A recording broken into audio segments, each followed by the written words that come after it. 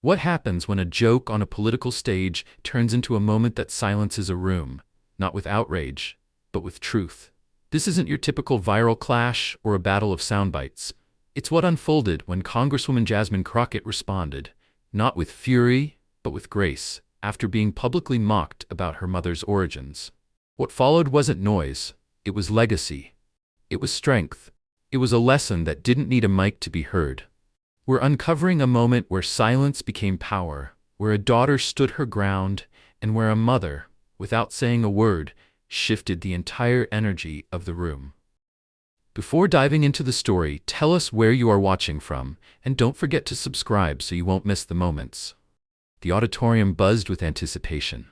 8 panelists took their places on stage, rising stars, seasoned voices, each chosen to weigh in on the future of youth leadership. Lights glared, cameras rolled, live streams carried every word to hundreds watching across platforms, but no one knew they were about to witness something unforgettable. Near the center of the stage sat Congresswoman Jasmine Crockett, poised, still, blazer sharp, notes untouched. She didn't need them. She rarely did. Jasmine had made a name for herself through calm precision. Never the loudest in the room, but always the one you remembered.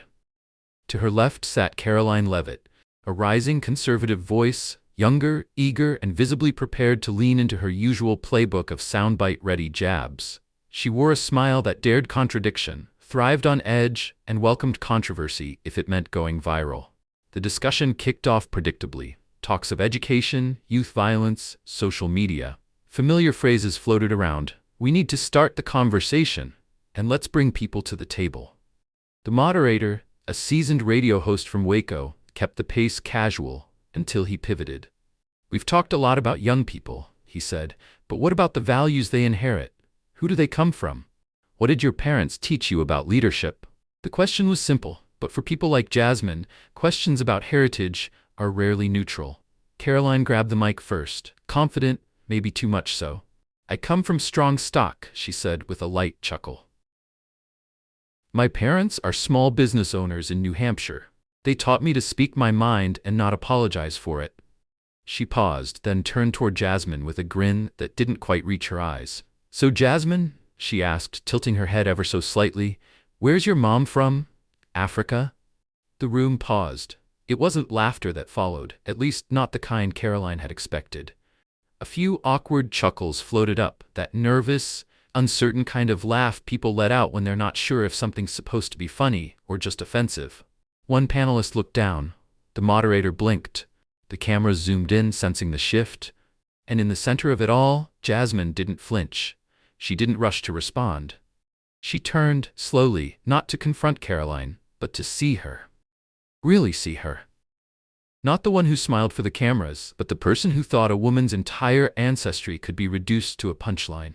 But before Jasmine said a word, something happened that no one expected.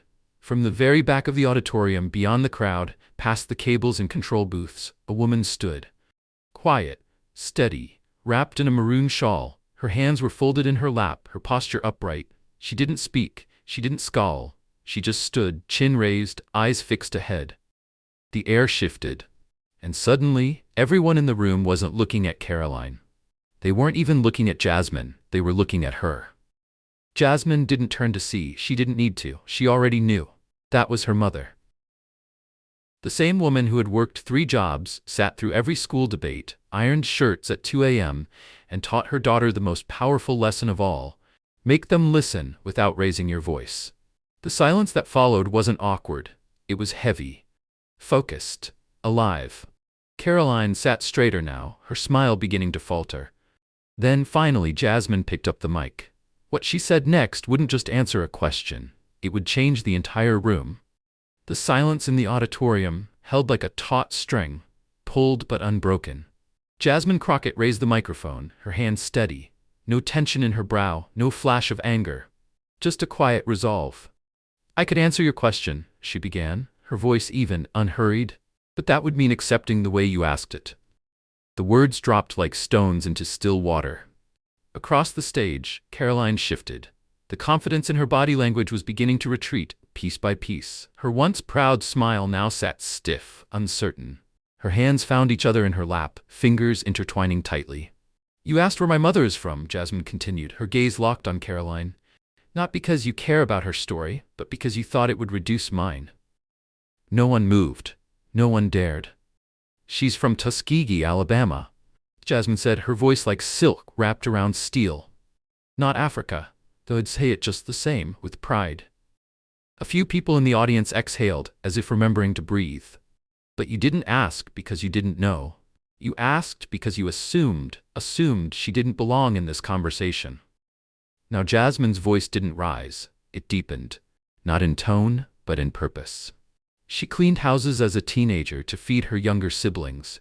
She waited tables where the owner made her use the back entrance. She raised me working night shifts as a nurse and never missed a single PTA meeting.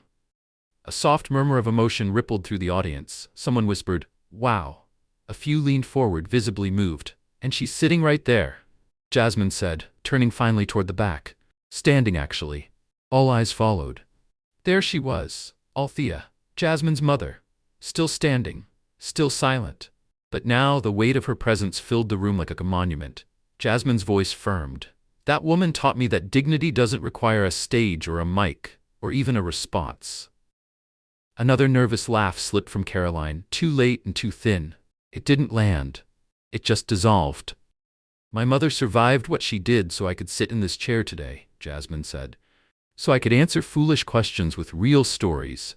So I could remind you and everyone watching that who you are doesn't come from a zip code or a skin tone or how perfectly you perform for people who already made up their minds. The words didn't just strike, they settled, like roots. She's not from Africa, Jasmine said, letting the line breathe. She's from strength. A long pause followed. It wasn't for effect, it was respect. And that's when the mood in the room changed. This wasn't a rebuttal, it wasn't a clapback, it was truth, unvarnished, unbothered, and deeply ancestral. A generational assertion of presence in a space that, even now, expected her to shrink. Karoline blinked rapidly, trying to compose herself. Her fingers fidgeted toward her water bottle, accidentally knocking it against the metal table. A soft clink echoed in the otherwise still room. She reached for a chuckle, an instinct, a reflex. But again, it missed the moment entirely. It wasn't cruelty that had stopped her cold. It was clarity. Jasmine hadn't come to tear her down. She had come to lift something up. And the difference between those two intentions had never been more obvious.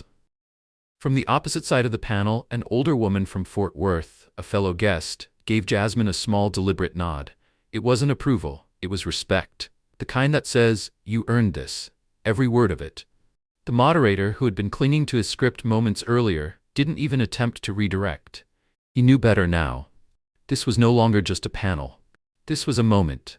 A reckoning, a truth-telling, and Jasmine wasn't done. The room was suspended in silence, each breath deliberate, each heartbeat loud. Jasmine Crockett had just turned a careless insult into an altar of truth, but somehow you could feel there was more. She didn't lean back. She didn't yield the floor. She held the mic with a quiet grip, not clenched, not defensive, just steady, as if the stories in her chest had waited long enough to be told. "You know," she began, her voice slightly lower now, "people love to say the word diversity at events like this, especially when cameras are on. They love to say they want us here, but they don't want to be changed by what we bring." Her gaze swept across the room, not at Karoline anymore, but at the crowd. The students, the professors, the activists, and the ones who had come out of curiosity but were now leaning forward with reverence. "And when you ask a question like that," she said calmly, "you're not just trying to be funny. You're testing boundaries. You're betting that I won't respond in a way that makes you uncomfortable." She didn't have to raise her voice. Her words did the heavy lifting. They pressed into the room like truth long denied. "My mom used to tell me," Jasmine said, "your silence will be misunderstood more than your voice will ever be respected. But choose when to speak. Make it cost something." Someone in the front row, a young man, maybe college-aged, nodded slowly. He leaned toward the person beside him and whispered, "This is real." Jasmine didn't pause to bask in it. She kept going, straight-backed and unflinching. "I'm not here to be liked," she said. "I'm not here to make people comfortable. I'm here because I earned it, and my mother, she sacrificed for it. When someone tries to turn her life into a punchline, I owe her more than silence." Now she turned, just slightly, to glance back toward the woman still standing at the rear of the room, her mother, unmoved, unapologetic. "But let me tell you something about that woman," Jasmine continued. "She wasn't born with much, but she had a spine made of steel. We didn't always have heat in the winter, but we had books, we had values, we had truth." Her voice softened, not out of retreat, but reflection. "She raised me in a house where real conversations happened, not always polite ones, but real. That's what leadership looks like, not tweets, not one-liners meant to provoke, but knowing when to speak and when to let silence do the talking." A single clap broke the air, then another, then a few more. It wasn't a standing ovation. It wasn't for show. It was honest. Jasmine raised her hand lightly. "Don't clap for me," she said gently. "Clap for her.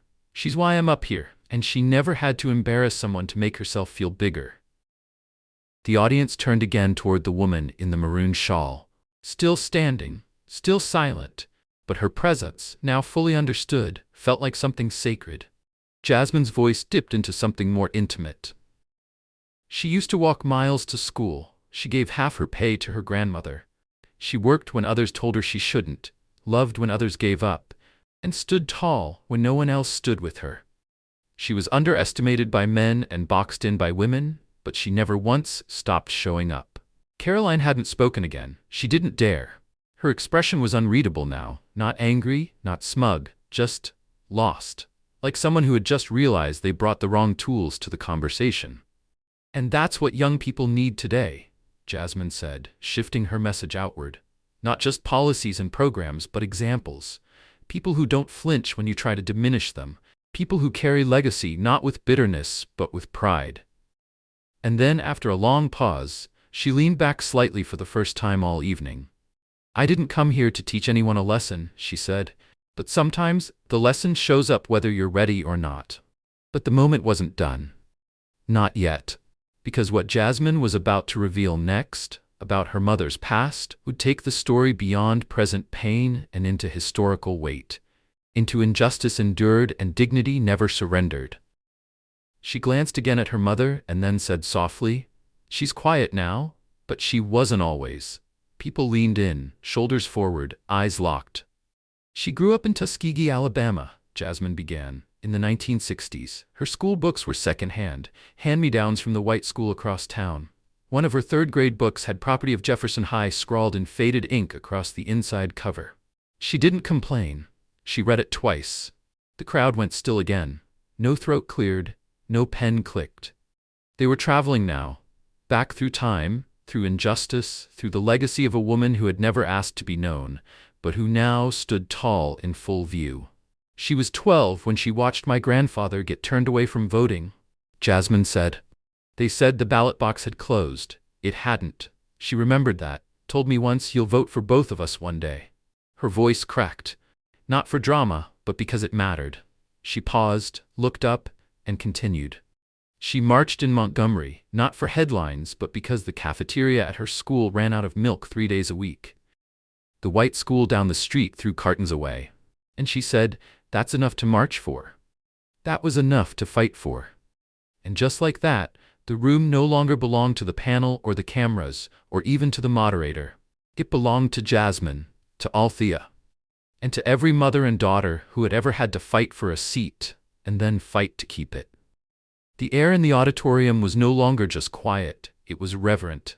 Jasmine Crockett's voice had peeled back layers of generational struggle, pain, resilience, and truth. But she wasn't finished. Not yet.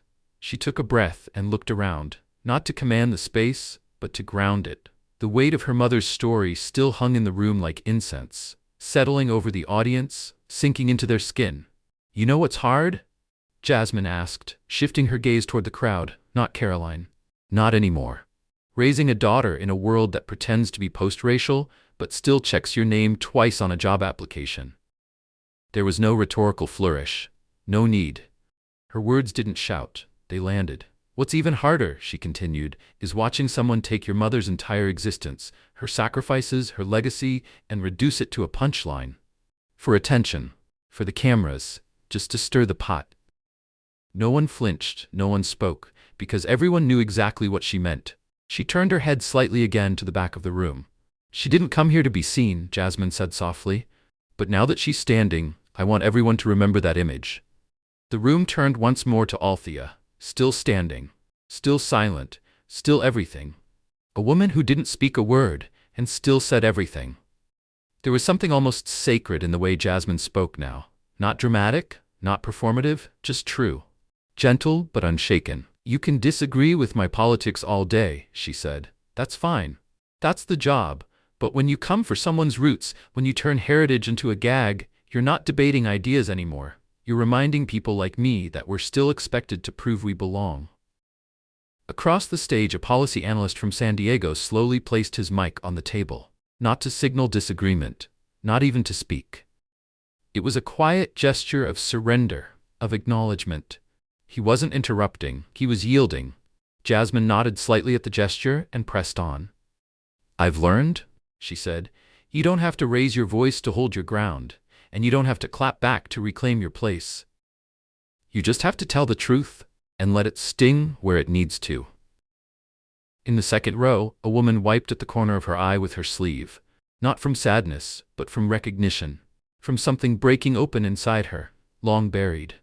I'm not here to make you feel bad, Jasmine said, now addressing Karoline directly again, her voice cool and level. But I do hope you feel something, because if you don't, then we haven't gotten anywhere. The silence that followed wasn't awkward, it was surgical. Because Jasmine was drawing a line, not with aggression, but with moral clarity, between those who show up for the photo and those who show up for the work. The audience wasn't just quiet. They were listening with their entire bodies, sitting straighter, breathing slower. Jasmine hadn't spoken with venom, she hadn't called names, but she had made it clear. This was not about ego. It was about truth, legacy, and accountability. Even the moderator, who had surely rehearsed pivot points and time checks, sat with his pen motionless, lips slightly parted. Across the stage, Karoline had shrunk into herself. Not visibly, but emotionally. The once crisp confidence that danced on her smile had been replaced with blankness. Not anger, not defense, just that quiet realization that you're no longer the moment, you're the reminder. She glanced around the room looking for something, support, maybe, but found nothing. No one clapped, no one reached. The crowd had moved on. Because Jasmine hadn't humiliated her, she had transcended her. She glanced once more at her mother. Althea hadn't moved an inch. And yet her presence now held the gravity of an ancestral monument, an emotional anchor no one had expected, but no one could ignore. Jasmine's voice softened again, like a hymn after a sermon. Some of y'all might think I'm being too sensitive, she said, that I should have just laughed it off, moved on. But that's exactly the problem. That's how it keeps happening. That's how it gets passed down, unchecked. Now the crowd didn't just nod, they responded. Murmurs of yes, that's right, and echoed quietly from row to row. Jasmine paused and let it breathe. I've walked into rooms like this for years, she said, knowing I'd have to work twice as hard just to be seen as qualified, and then smile through the coded language, the fake compliments wrapped in disrespect. She looked slowly around the auditorium. I don't need pity, she said, and I don't want applause. I want accountability. Her words weren't angry, they were measured, designed not to lash out but to realign. I want us to be real about what happens when jokes come with weight, when sarcasm carries scars. Across the stage, Karoline picked up her pen, probably hoping the gesture would look busy, disengaged, in control. But the room saw her. That was the thing. When you've made yourself the center and the spotlight finds you unprepared, you can't shrink fast enough. A young woman near the aisle turned to her friend and whispered, "That's leadership." And that's what Jasmine embodied, not dominance, but dignity. She turned back to the analyst from San Diego, the one who had surrendered his mic. You don't have to be loud to shift a room, she said. You just have to mean what you say, and understand the weight behind it. Then finally, back to Karoline. No malice in her voice, no victory dance, just purpose. I'm not asking you to apologize, she said. That would be too easy. I'm asking you to think about the space you take up, about how you use your platform, because one sentence from you, just one, can reinforce years of stereotypes, or it can challenge them. Karoline didn't respond. She couldn't. The moment had moved on, and Jasmine had moved through it. For a long moment, Karoline said nothing. She just sat there, hands clasped in her lap like she was trying to hold herself together, eyes flicking back and forth across her notes, but it was clear she wasn't reading. Not really. Not anymore. Jasmine Crockett had just asked her not for an apology, but for something far more difficult: self-awareness.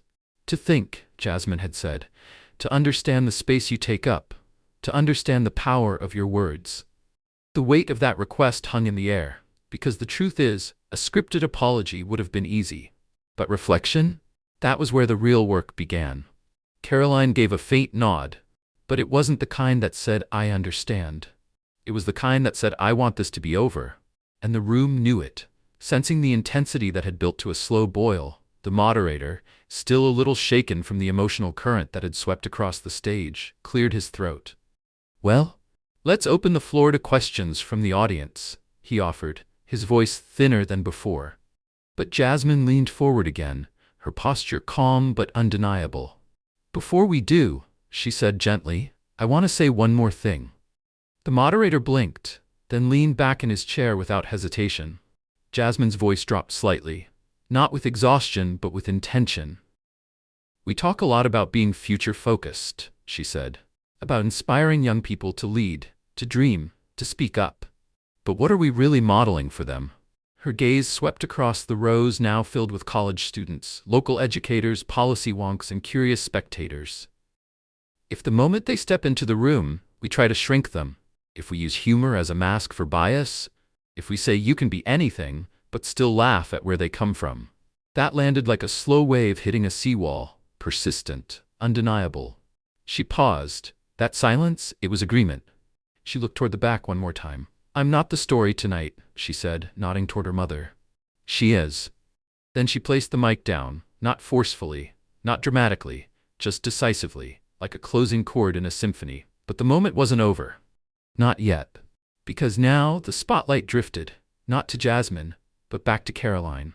And what she did next would speak volumes. She shifted slightly in her chair, crossed her arms tightly. It looked like armor, like she was wrapping herself in anything that could protect her from the echo of what had just been said. She wasn't angry. She looked exposed, untethered. Jasmine hadn't humiliated her. That would have been easy to deflect, to spin. No, Jasmine had told a story so true, so precise, that it left no space for defense. Only reflection. Karoline's hand reached again for her water bottle. She unscrewed the cap, hands trembling slightly, and took a slow sip. But the moment had passed her, and the room had moved on without her. The moderator, grasping for a semblance of control, tried again. "All right, we'll take our first question from the audience." A woman in the third row raised her hand, but everyone's attention was already drifting again to Karoline, because now she was standing. Not quickly, not defiantly. She smoothed her blazer, tucked her hair behind one ear. Her jaw was tight, her posture more rigid than composed. She leaned toward the moderator and whispered something. He nodded, and that's when the room understood. She was leaving. No words, no apology, no defense, just an exit. She gathered her things, notes, phone, that half-empty water bottle, and walked toward the side stairs. Nobody blocked her path. Nobody stopped her. Even the cameraman followed her briefly, then stopped, unsure if the story had just walked out the door or had only now become complete. Karoline's heels echoed sharply against the auditorium floor as she descended. Tap, tap, tap. No dramatics, no slamming doors, just a quiet vanishing. Someone whispered, "She really left." Another said, "Wow," but nobody clapped. Nobody cheered. The moment wasn't for that. It was too full, too heavy, too true. And Jasmine? She didn't flinch. She didn't turn to look at Karoline. Her eyes remained forward, on the crowd, on the next generation, on her mother. Althea still stood in the back, like a monument to every woman who had ever been asked to wait their turn, to stay silent, to prove they belonged. And now, she could finally sit, but not yet. A young woman stood in the audience, maybe 19. Nervous, a notebook in her hand but no trace of performance in her voice. Her question was simple, honest. "This is for Congresswoman Crockett," she said. "How do you stay centered when you know you've just been targeted?" Jasmine turned to her. She didn't answer right away. She just looked, not at the question, but at the person asking it. And then she spoke. "I remember who I'm really talking to," she said softly. "It's not always the person who made the joke. Sometimes it's the people watching, the ones wondering what they would have done in my shoes. She smiled. Not smug, not triumphant. Centered. That's who I speak to, she said, and that's how I stay grounded. A few claps, a few nods, no awkward glances this time, just understanding. And at the back of the room, Althea finally began to sit, slowly, as if the moment had passed, as if the weight she had carried in silence for generations could finally rest. Jasmine caught her mother's eye and gave her a nod, a subtle one, a code only women like them knew. You stood, I spoke, they heard, but the most unforgettable moment, it was still on its way. The room had shifted. What began as a political panel had transformed into something sacred, something personal. Gone were the rehearsed answers and performative applause. Now questions came slowly, deliberately. Students rose not to challenge, but to understand. One young woman stood, voice shaking, and said, "I've never seen anyone handle something like that with so much grace. Thank you." Jasmine smiled but didn't bask in it. "Don't thank me," she said. "Thank the woman who made sure I never forgot how to use my voice."